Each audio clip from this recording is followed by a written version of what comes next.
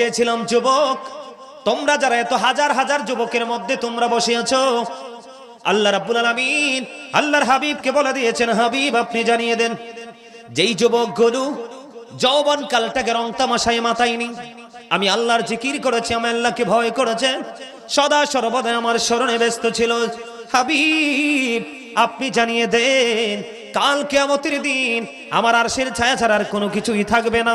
কারণ আল্লাহ সূরা ইনফিতরের মধ্যে একবারে বন্ধ ইনশিওর করে দিয়েছেন। আল্লাহ বলেছেন, ইদাস সামাউ ফাতারাত ওয়া ইদাল কাওয়াকিবু ইনতাসারাত ওয়া ইদাল বিহারু ফুজ্জিরাত ওয়া ইদাল কুবুরু বুসিরাত আলিমাত নাফসুম মা কদ্দামাত ওয়া আখরাত। জোরে জোরে বলুন আল্লাহু আকবার। কিয়ামতের দিন কি হবে জানেন? মূল ভাষাটা আমি বলছি, আকাশটা ভেঙে চুরমার হয়ে যাবে।